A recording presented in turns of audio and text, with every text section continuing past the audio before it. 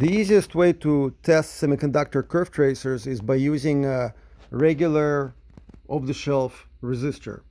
Semiconductor curve tracers basically display current across some kind of load, and they apply the voltage to the load, and by knowing the value of the voltage and value of the current, you can determine the resistance of a load.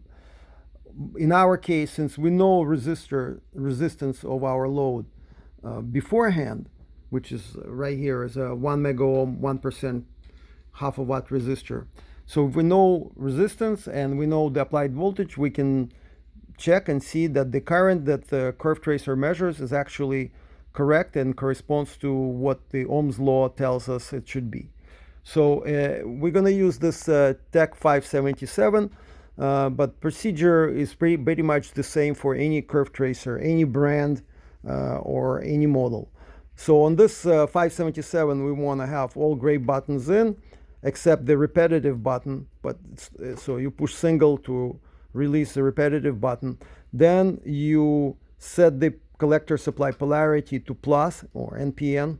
And then you use horizontal controls to position the dot to the origin, to the lower left corner. Now, please note that collector supply variable collector supply knob is fully counterclockwise. We're not applying any collector supply voltage. Now, since this is 1 mega ohm resistor, it will be easy to work with the horizontal voltage setting, which is set to a multiple of 10.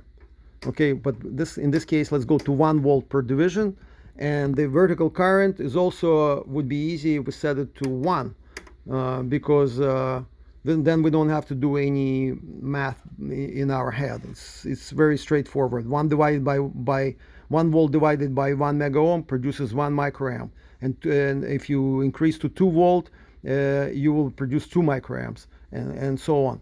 So this makes it easy to test the curve tracer for vertical deflection accuracy, and also make sure that the collector supply is working.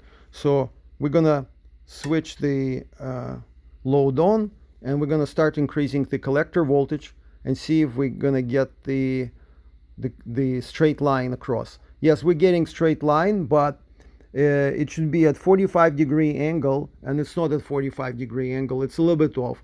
That means that curve tracer either needs to have calibration, or there's too much resistance in the path of the collector current, and that's why it's off.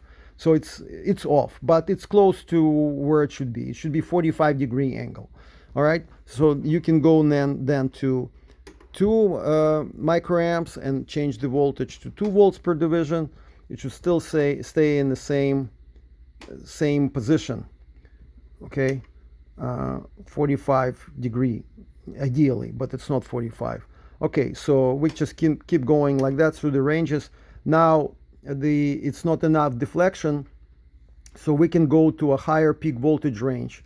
But before you do that, turn down the collector supply completely, go to 25, and then repeat that. So here you go. You can go through every range and check it. Now it's again not enough deflection, so we go to the next peak voltage range, which is 100 volts, and then we go to the maximum of 100 volt collector supply range. Okay, it should be 45-degree again, and it's a little bit off, but it's functional on additional ranges. We can go to more ranges here to test. All right, so now we can go to 400. Remember to turn down collector completely. Okay, so now we're at 400 volt range, and we go all the way. You can see the slope didn't change, but it's off. So it's consistently off on all ranges, which probably means that there is a problem with that vertical amplifier. Okay, so we go to next setting. Okay, and you don't have to use 1 mega ohm resistor. You can use another value, but be careful, because if you use very small resistance, you can exceed the power rating of your curve tracer, and it either will pop the fuse or simply won't give you any measurements. once it's, because it's going to be off the scale. So now we're at 1600 volt range, collector supply is off, and we at the 1.1 milliamp per division, and here we go to 100, we stay at 100 volts per division. So we just go up, okay? See, the line goes off the screen. So what you do, you go back to 0 on collector, go to 200, and then go to 0.2 milliamps. And here you go. This is the maximum voltage for the collector supply at 1600 volt setting, okay? And you want to make sure that your series resistance is not in a range of mega ohms or hundreds of kilo ohms, because then it will affect the measurement. Right now it's at 8 kilo ohms, but so it doesn't matter. It won't affect anything because it's too small compared with the value of our resistor. Okay, so that's the basic test. Now, of course, if you don't get a line at all, and if you can't position the knob with the knobs, the trace, you have a serious problem. So the first thing would be is to fix the problem which prevents you from getting a line across with the resistor, and then see if the accuracy of the measurement is correct.